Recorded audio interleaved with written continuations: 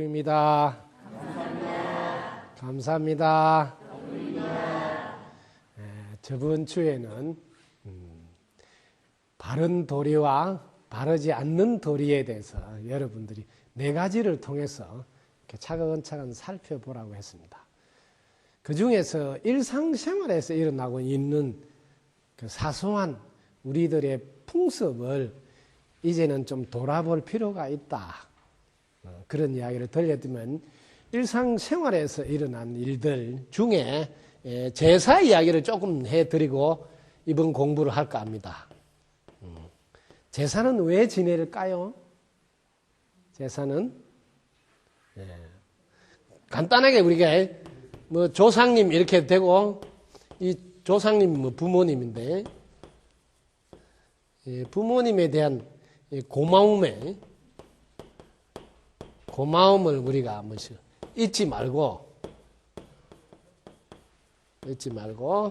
감사하는 시간입니다. 감사하는 시간.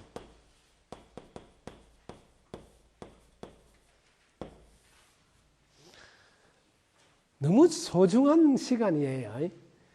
우리가 무엇을 하더라도 은혜를 되새기고 감사하는 시간은 꼭 제사가 아니라도 우리 사람이라면 정말 중요한 교육이에요. 이런 거를 자칫 잘못 해석해서 이렇게 뭐 미신이라든지 혹은 뭐 귀신한테 절한다든지 뭐 우상을 숭배한다든지 이런 말로 하면 안 되는 것 같이 안내하는 분이 계신다는 거죠.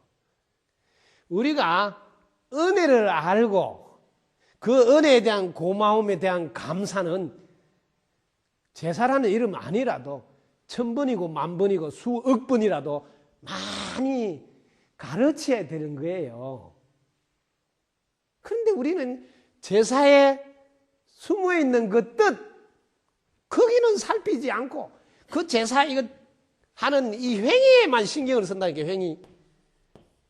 뭘 음식을 차렸느냐 안 차렸느냐, 많이 차렸냐 작게 차렸냐, 참석했냐 안 참석했냐, 정말 웃기는 데다가 이렇게 신경을 써버려서 제사가 우리에게 전해주고자 하는 좋은 풍습인 은혜를 알고 감사하는 마음을 길러주는 여기는 신경을 안 쓰고 있다는 거죠. 그래서 이걸 오늘날에 맞게, 이거는 너무 좋은 우리 문화고 풍습이라 이거는 평상시에 해야 됐다. 평상시. 이때는 식사할 때마다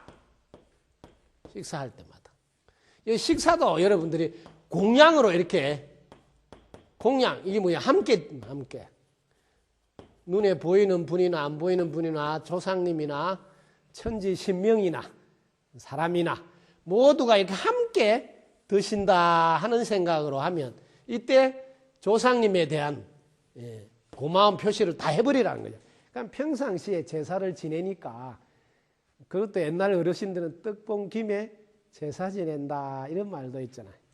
요즘 여러분들 전심 때 뭐 한정식 같은 데 가서 한번 식사해 보시면 반찬 가지수가 뭐 어떤 데는 보면 25가지 나오거든. 그럼 제사상보다 더 많이 잘 차린 거라는 거죠.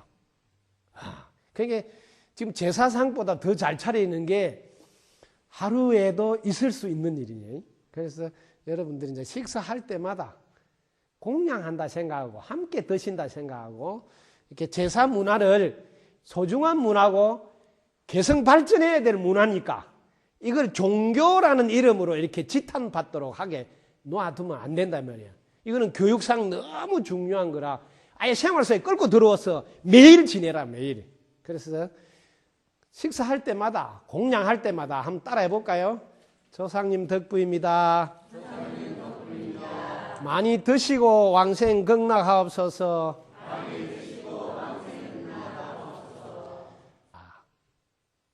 그다음에 제사를 할 때 절을 하느냐 안 하느냐 그런 건 중요한 게 아니에요.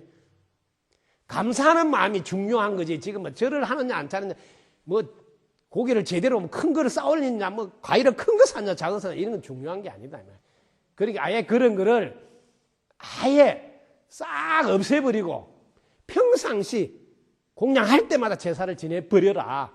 그러면 그런 좋은 문화가 오히려 지속될 수 있다. 이런 것도 지혜롭게 오늘날 바꿔서 해야 될 문화 풍습이다. 자, 그 다음에 이번 주 공부해야 될 과목. 여러분들, 선하고, 그다음에 선하지 않는, 선하지 않는, 선한 업. 이렇게 하면 돼. 선하지 않는 업. 그 다음에 여기 과보.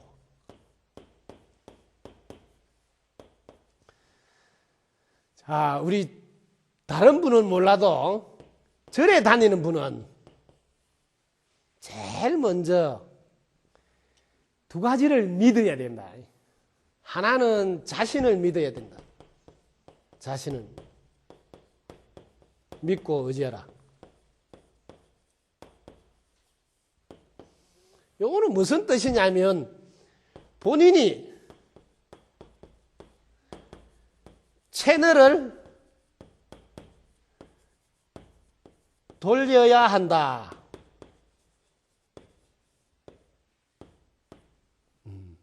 그 다음에 두 번째, 인과 연애에서 생기는 인연법을 믿고 의지하라. 요게 법을 믿고 의지하래요. 법을 믿고 의지하라. 이 두 가지를 여러분들이 믿고 의지해야 됩니다. 근데 절에 다니면서 이 인연법을 믿지 않는 사람들이 있어요. 뭐 내가 선한 일을 하면 선한 업이 생기고 그 업으로 인해서 복을 받게 된다. 이제 과보를 받게 된다. 선하지 않는 업을 지으면 선하지 않는 행동을 하면 선하지 않는 업이 되는데 이때 과보는 화를 입는다. 이걸 안 믿는 사람이 많아요. 그럼 뭐예요? 법을 믿고 절에 다니는 분은 아니다는 거죠. 그래서 우리가 이 절은 사찰이 해야 될 일 중에 제일 큰 일이 법을 안내하는 이거든. 법을. 그래서 법회라 그래요. 그래서 법문이라 그래요. 설법한다 그래요. 계속 법 이야기를 해야 되는데 절에 오래 다녔는데 계속 법 이야기를 몰라가지고 법을 믿고 의지하는 게 아니고 계속 풍습을 믿고 의지하는. 그러면 절에 다니는 신도는 아니다. 절은 왔다 갔다 할지 모르지만. 그러니까 이게 맥을 딱 짚어주도 항상 법을 믿고 의지하도록. 즉 인연법을 믿고 의지하도록 하는 것은 기본으로 늘 가르쳐야 되는데 이 부분이 지금 튼튼하게 자리를 잡지 못하다 보니까 절에 오래 다녔는데도 자식들한테 합리적인 신앙생활을 하는 것 같이 안 보인다는 거죠.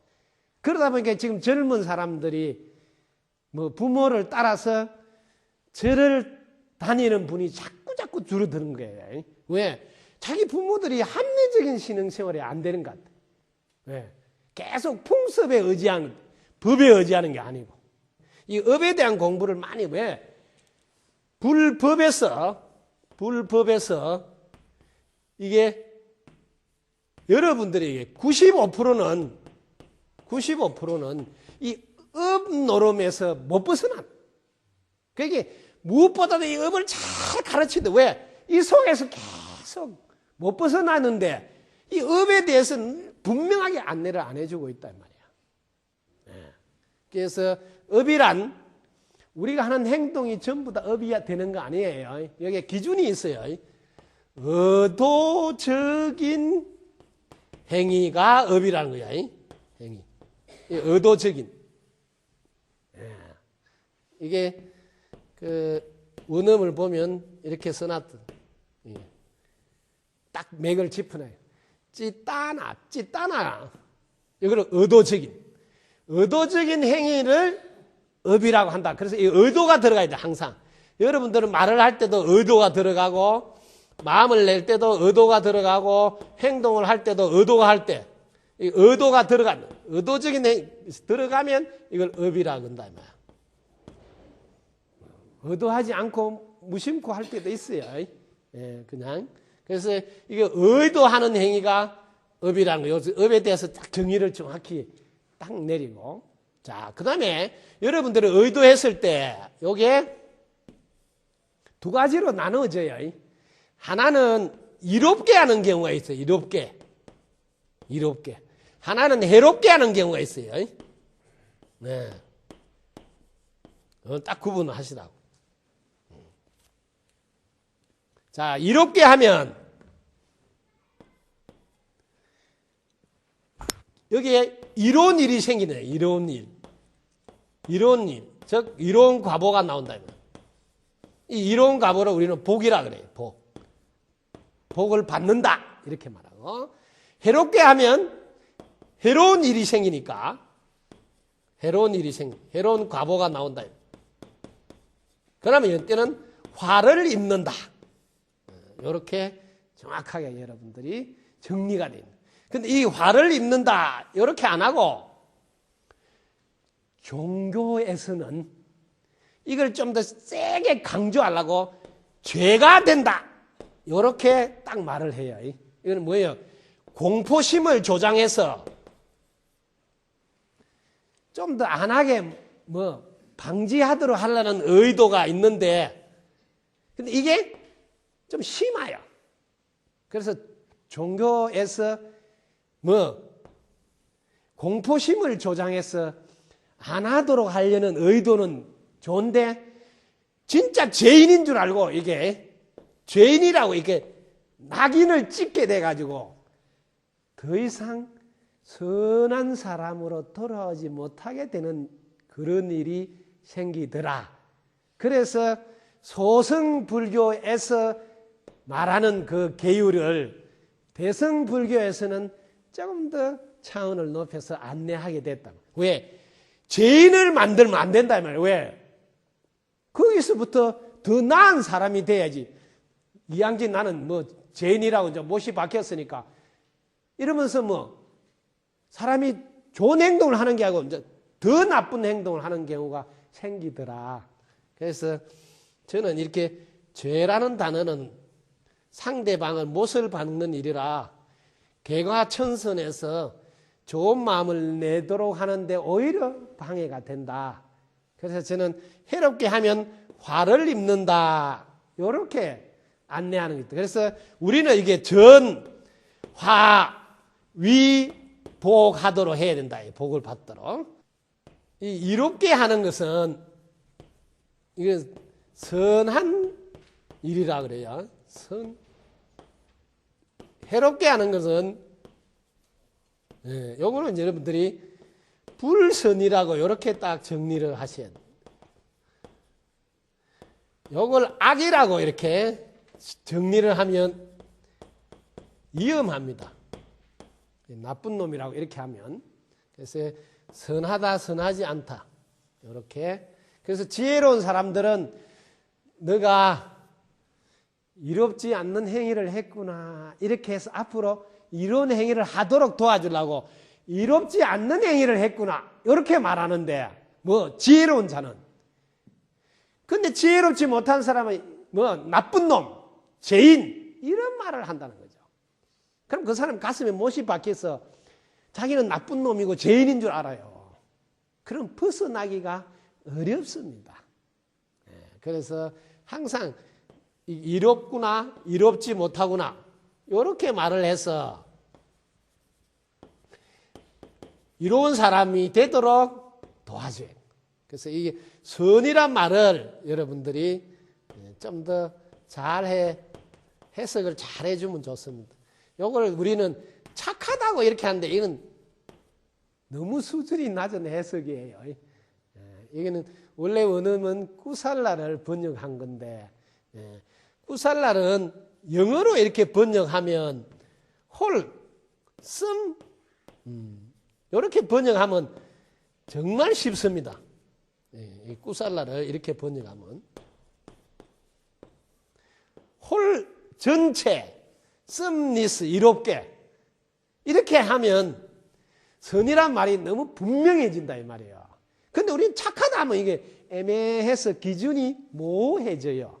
그래서 전체를 이롭게 한 거냐? 이렇게 하면 그거는 뭐 이로운 일이고, 전체가 이롭지 않으면 뭐 해로운 일이다. 이렇게 하면 너무 쉽습니다. 기준은. 그래서 이게 선한지 선하지 않는지에 대한 기준을 전체에다 놓고 하시면 너무너무 쉽게 혼돈이 안 됩니다. 자, 업에 대해서는 좀 더 자세히 공부를 해 두세요. 왜냐하면 우리 삶의 95% 사람들은 그 업의 굴레에서 벗어나지 못하고 있습니다. 그래서 이 업은 어떤 기능을 하는가? 기능에 따라서 한번 보자고. 의도적 행위가 업인데, 이 의도적 행위를 하게 되면 만들어진다. 그 의도한 대로 만들어진다. 이걸 뭐 소원성취를 할 수도 있지만은 만들어진다. 이걸 뭐라 하냐면 만들어진다 해서 생산이 된다 해서 기능에 따라 생산하는 업이 있고, 그 다음에 이게 생산만 하는 게 아니고 의도적으로 행위를 하다 보면 어떤 거는 파괴를 하는 것도 있다. 파괴하는 업도 있다. 그 다음에 어떤 거는 도움 주는 업도 있고, 어떤 거는 방해하는 업도 있다. 방해하는 업도 있다. 우리가 의도적인 행위를 하는데 그 행위로 끝나지 않아요. 그걸로 통해서 만들어지기도 하고 파괴가 되기도 하고 도움이 되기도 하고 또 방해가 되기도 하고, 이런 일들이 업의 기능이에요. 의도적 행위가 우리에게 오는 기능에 네 가지나 있다. 이렇게 알아두셔야 돼요. 그러니까 우리가 의도적으로 할 때 참으로 이롭지 않은 것을 하면 엄청난 일이 과보로 돌아옵니다. 이 과보로 돌아올 때도 이게 성숙이 읽는다 말이에요. 읽는다. 성숙하는 순서. 뭐가 제일 먼저 읽느냐 이 말이에요. 내가 한 행위 중에 우리가 많은 행위를 이렇게 해놓을 거 아니에요.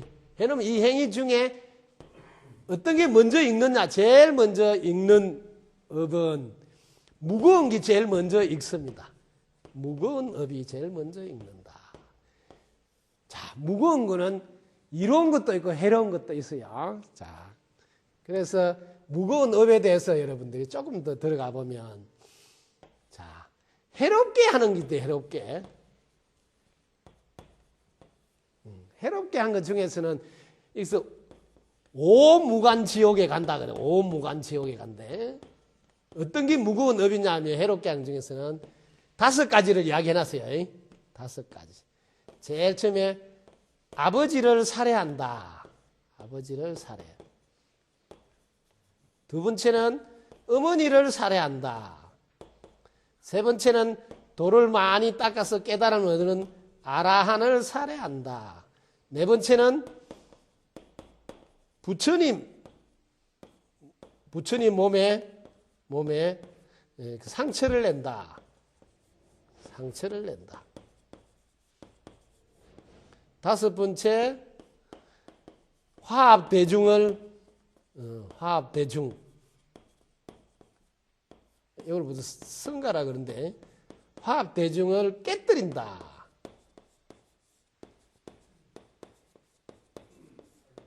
이 5가지는 무거운 업이라 그래요. 부모님을 살해하거나 도를 깨달은 도인을 살해하거나 부처님 몸에 피를 내거나 상처를 내는 이런 일들은 엄청 무거운 업이에요.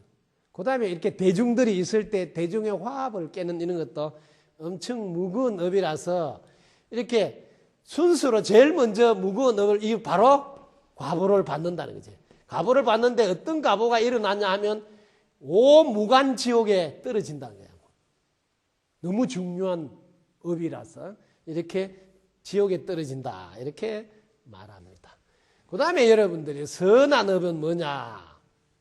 무거운 선한 업은 업 중에서 무거운 선한 업은 즉 이롭게 한 업 중에는 이게 선정산매가 선정에 의해서 길러진 힘, 선정력이라고 그래요. 선정력. 이 선정력이 선한 업 중에 무거운 업이다. 이게 이 선정의 힘으로 좋은데 태어난다. 이제 순수로 말하면. 두 번째, 오래된 이 습관적인 업이 그 다음 순수로 과보를 받게 된다. 그 다음에 세 번째, 임종에 다다라서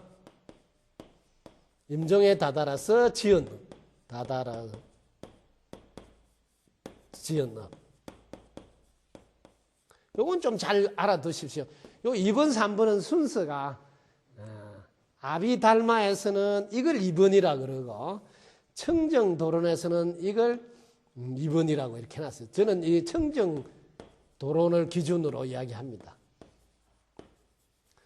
왜 이 임종에 다다라서 이거는 아비달마에서 해놨는데 아비달마 여러분들이 습관이 오랫동안 돼서 굳어진 거는 이 바로 그 다음으로 과보를 받게 됩니다. 업의 과보를. 그 다음에 임종에 다다라서 이건 뭐냐면 돌아가실 때 참 중요합니다. 그래서 뭐 눈을 못 감는다 그러고 뭐 누구를 꼭 봐야 된다 그러냐. 이 돌아가실 때 그대로 다음 생하고 연결이 됩니다. 이거는 연결인데 재생이 된다고. 재생 연결식이 됩니다. 요게 재생 연결식이. 그래서 임종 때 참 중요합니다. 특히 이제 이게 남방에서는 임종할 때 좋은 마음을 먹도록 미리 큰 스님을 모셔가지고 안 좋았던 마음들은 떠올리지 마라 그래요. 항상 내가 좋은 일 했던 걸 떠올리라 그러고 복을 지었던 걸 떠올리라고 아주 기분이 좋았던 상태 이런 걸 떠올리라 그래요. 그래야 임종 때 이렇게 좋은 기분이면 좋은 데 태어나니까. 이걸 아주 강조해서 남방에서는 돌아가시기 전에 스님들을 꼭 모셔요. 그래서 옆에 앉아서 마지막으로 마음을 좋게 먹도록 왜? 그러면 좋은 데 태어나. 그래서 아주 중요한 것을 이렇게 강조해서 우리는 주로 뭐 돌아가신 뒤에 49제를 통해서 좋은 데 간다고 조금 느슨한 상태. 그래서 요게 네 번째는 이미 지은 업. 여기 이제 가보로 순서대로 1번, 2번, 3번, 4번 순서대로 쉽게 말하면 여러분들이 이렇게 여러분들이 한 이 행위 업 통장을 안 보자고. 업 통장 이 제일 밑에 무거운 거 있지. 무거운 거 여기 먼저 쏙 빠져나오겠지. 그렇게 무거운 업이 제일 먼저 순서대로 제일 먼저 여러분들 복을 지었다 싶으면 복도 제일 밑에 먼저 지어놨던 복 여기 쏙 빠져나온다 이렇게 생각하면 돼요. 통장에 제일 먼저 입금한 게 빠져나온다. 그러니까 무거운 업은 밑에 있으니까 이게 제일 먼저 내 가보로 돌아온다. 그 다음 그 위에 게 습관적인 게 그 위에 거다. 이렇게 말하는 건 청정도론에 나오는 거고 아비달마에서는 여기 2번이에요. 임종 때가 오히려 더 중요하다. 그럼 이게 2번으로 작용한다. 그 다음에 세 번째 습관적인 업 하던 임종 때 하던. 그 다음 네 번째는 이미 지은 업. 이게 이제 차근차근 순서대로. 여러분 쌀 두지에 이렇게 쌀을 부어 나면 밑에 쌀부터 쭉 빠져나온다. 이렇게 생각하면 이해가 될 거예요. 그래서 업은 어떤 순서에 의해서 나오게 되는가.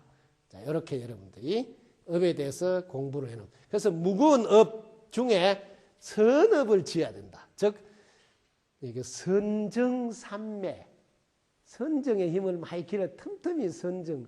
그 선정산매는 제가 하나만 요령을 일러드리면 이 선업을 쌓는데 선정력을 기르는데 예, 부처님이 하시던 대로 따라 하시면 도움이 됩니다. 부처님은 이렇게 늘 여기 입꼬리를 올리는 선정삼매를 늘 하시고 계세요. 그래서 절에 가보면 불상마다 이렇게 입꼬리가 올라가 이렇게 있어요. 이렇게. 네. 여러분들도 시간 나면 이걸 연습을 많이, 이 선정의 힘이 제일 무거운 업이에요. 무거운 업이라, 이거는 선업이라서 무조건 좋은 데 가게 됩니다. 이걸 많이 했어요. 왜? 이때는 분별을 안 하는, 분별을 안 한 상태다. 안 한 상태. 이게 이제 선정인데, 이게 삼매고, 이때가 이제 우리는 반야를 체득한다면, 반야. 네. 분별 안 한 상태. 그 분별 안 하려면 여러분들이 소 고삐를 딱 걸어서 소를 길들여야 되듯이 여러분의 마음을 여기다가 딱 걸어 놓으라고 말해요. 여기를 딱 걸어 놓으면 마음이 도망을 못 다니니까 소 고삐를 채운 거와 똑같아. 그러면 선정력이 길러지. 그래서 시간 나면 틈틈이 여기를 딱, 예, 저도 이게 금강경에 있는 이야기입니다. 또 산스크리트 원본에 보면 금강경에 두 가지가 있는데, 예, 우리는 이 현장이 번역한 걸 본 게 아니고 우리는 구마라집 스님이 번역한 거를 우리가 보는 금강경인데, 이 현장 스님이 번역한 요 제일 마지막 뒷부분에 요 부분이 딱 있습니다. 원본에. 뭐냐면 빠리묵하, 빠리는 주위에, 묵하는 입 주위에 혹은 얼굴 주위에. 그 다음에 사띠면 마음을 챙긴다. 그 다음에 우빠스파야, 업하다, 업.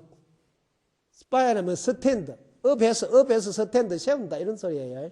그게 입꼬리 항상, 부처님 불상 모양 다 이렇게 해놓은 거예요. 예, 이게 선정삼매예요. 이 선정의 힘이 제일 무거운 업이라 여러분들 무조건 돌아가시면 제일 좋은 곳으로 바로 가는 힘이 그리는 거거든요.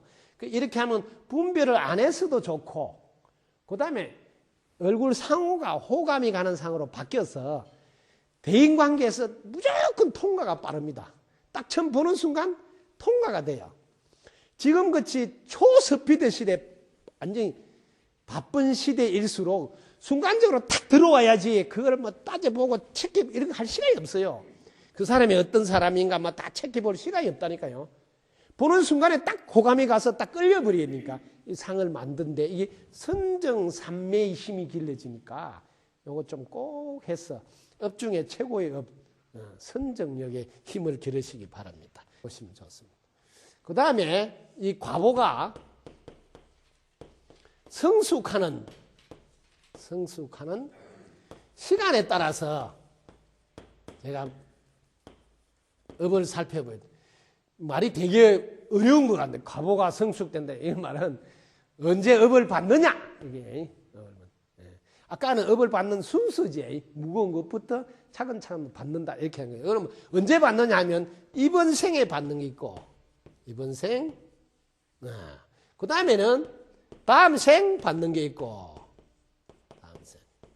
그 다음에는 다음 생 그 이후 생부터 인연이 도래하면 차근차근 업은 받게 됐다. 그래서 반드시 업은 받는다. 그래서 피할 길이 없다. 근데 피할 길이 없다 하더라도 업에 대해서 여기 효력이 없어지는 업이 있어요. 효력이 없어진 업이 있다. 효력이 다 되는 업이 있어요. 왜냐하면 이미 끝이 난 것은 효력이 다 되죠. 그 다음에 여러분들이 이 업을 그러면 꼭 과보가 오는데 피할 수는 없는데 약하게는 만들 수 있어요. 아까 전에 업의 기능이 있잖아요. 업이 방해도 하지만 또 도와주는 일, 도움 주는 것도 있잖아요. 그 다음에 파괴하는 것도 있잖아요. 이런 게 역할이 있다고. 생산하는 일도 있고. 자, 이 업에서 우리가 잘 보자고. 여기서 본인이 업을 지었는데 의도적 행위로. 근데 여기 인연이 즉 상대가 어떻게 하느냐에 따라서 그 업이 달라져 버려요. 항상 본인만 보면 안 돼요. 예를 들면 부모가 의도적 행위로 자녀에게 막 야단을 치고 했다. 근데 이때 상대인 자녀가 내 잘되라고 하는구나 하고 받아들이면 부모가 의도적으로 한 그 업이 업으로서 역할을 안 한다 이 말이에요. 왜? 오히려 이게 자기 야단쳤다고 안 좋게 생각하는 그대로 화를 입는 과보로 나오잖아요. 그게 변수가 늘 상대의 연이라는 것을 잊지 말으라는 거죠. 그게 인과로 되어 있는 게 아니다는 거죠. 이 불교를 잘못 알면 자꾸 인과로 해석하는 바람에 오해가 생긴단 말이에요. 왜냐하면 돌감에다가 단감 접붙이면 단감이 열리는데 왜 똘감이 안 열리나? 이게 이제 이해가 안 되는 거죠. 그래서 연을 잘 만나면 무슨 일을 하더라도 내 잘되라고 하는구나 하고 자기가 좋게 받아들이면 그 상대방은 이제 업이 안 된단 말이에요. 그 상대가 너무 중요하죠. 근데 이 상대방은 뭘 원하는가를 알아라. 그러면 여러분들이 의도적 행위를 할 때 제대로 할 수 있어요. 상대방은 뭘 원하는가? 이렇게 하면 어려워요. 상대방 심정을 모르니까. 자신이 뭘 원하는가? 이렇게 해라고. 자신이 뭘 원하는가? 이렇게 하면 상대를 금방 알아요. 지금까지 제가 공부한 걸로 확인한 거예요. 이 세상의 모든 사람들은 인정받기를 원해요.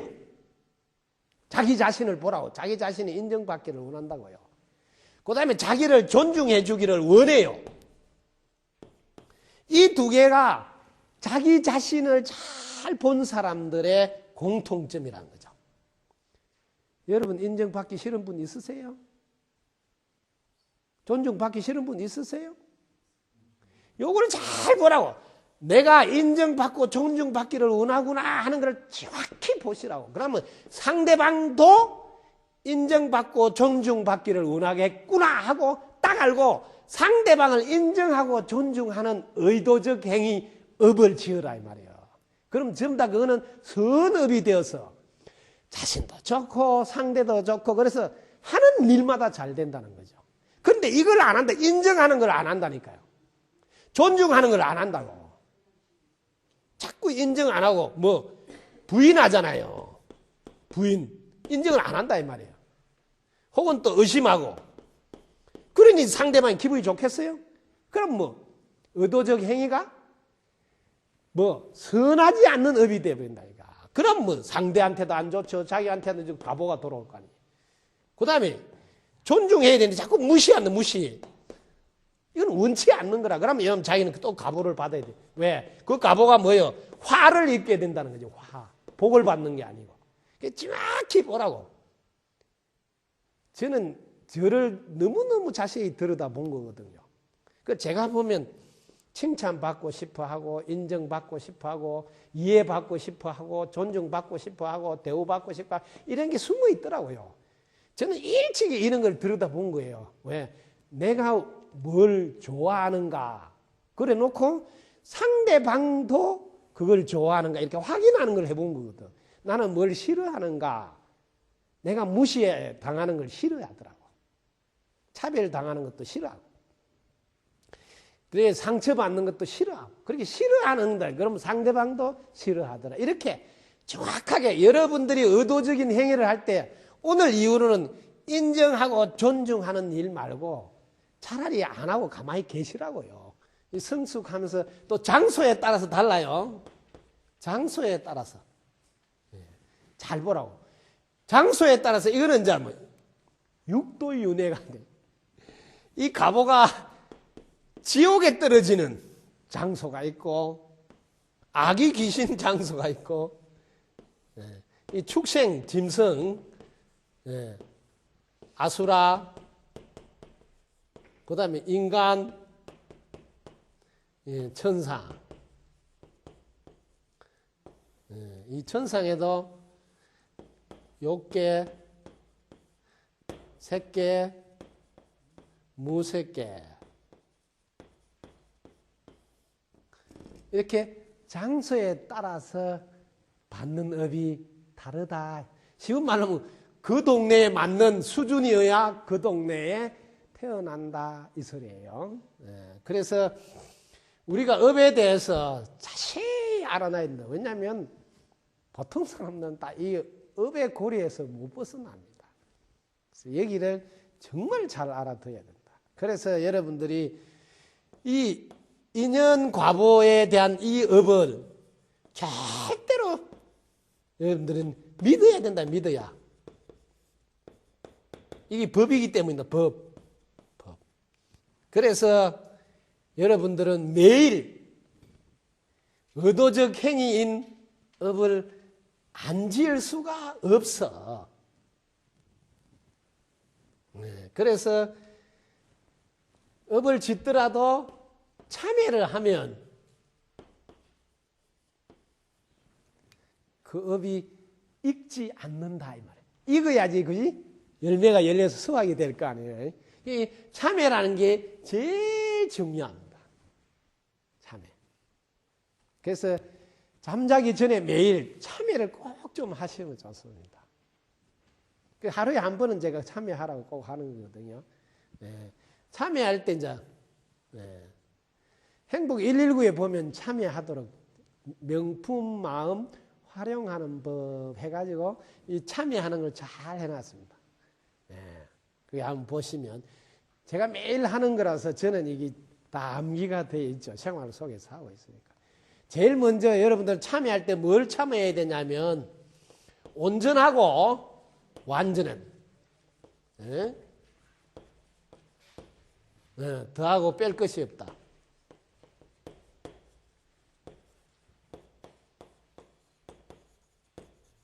참여할 때 이걸 꼭 참여하셔야 됩니다. 여러분은 온전하고 완전해서 더하고 뺄 것이 없습니다. 근데 여러분들 이렇게 알고 있지 않잖아요. 그걸 참여해야 된다. 이걸 일뿐 말로 본래 부처다. 참여를 하더라도 여러분 제일 먼저 나는 본래 부처를 하는데 지금 본래 부처로 살지 못하는 걸 참여해야 된다. 그래서 온전하고 완전해서 더하고 뺄 것이 없는 본래 부처인 나를 본래 부처라고 보지 못하고 살고 있잖아. 뭐예요? 중생 노름을 한다 말이야. 중생 노름. 내가 중생 노름하는 걸로 안 끝나고 상대방도 또 중생이라고 보고 같이 살아가고 있는다. 그리고 상대방이 본래 부처라서 부처로 이렇게 받들어야 되는데 자기가 중생이니까 상대방도 중생으로 보이는 거예요. 그래서 이거부터 참여하라. 지혜를 가지고도 사용하지 못했음을 참여한 후 눈을 뜨니 즉시 확인하게 되었도다. 그럼 어떻게 했길래 이렇게 참여한 후 눈을 뜨니 즉시 확인했다. 즉시.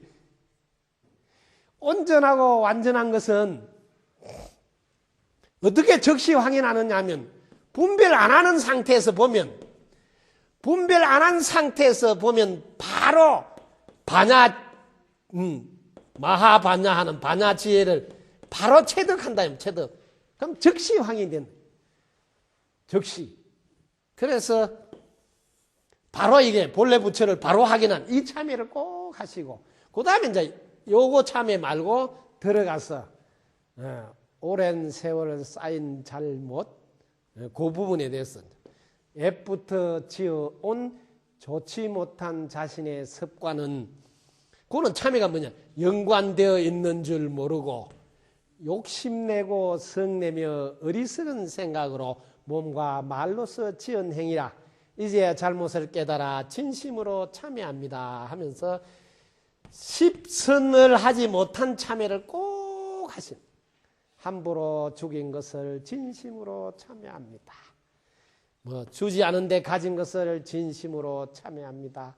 부부가 아닌데 성행위를 진심으로 참여합니다. 이게 핵심, 거짓말한 잘못을 진심으로 참. 이게 10가지 쭉 잘못, 꾸며서 말한 것을 진심으로 참여합니다. 이간질한 것을 진심으로 참여합니다. 그 다음에 악담하며 욕한 것을 진심으로 참여합니다. 그 다음에 욕심내며 직창한 것을 진심으로 참여합니다. 성질내며 싫어한 것을 진심으로 참여합니다. 그 제일 마지막에 분리된 줄 착각한 것을 진심으로 참여합니다. 요게 어리석음이에요. 참회 중에 2가지 참회. 하나는 본래 부처라는 것을 몰랐던 참회고, 또 하나는 우리가 분리되어 있지 않다 이 말이에요. 분리되어 있지 않고 연관되어 있다고요. 그래서 분리된 줄 착각한 것, 요걸 참여해 줘야 돼. 그래서 2가지 참여를 딱 하면 그 뒤에 열애 10대 발언문 그게 그대로 즉시에 확인이 다 됩니다. 분별하지 않는 상태, 반야지혜를 체득한 상태에서 보면 그 즉시 전부 다가 해결이 된, 이걸 진참회라고 해요.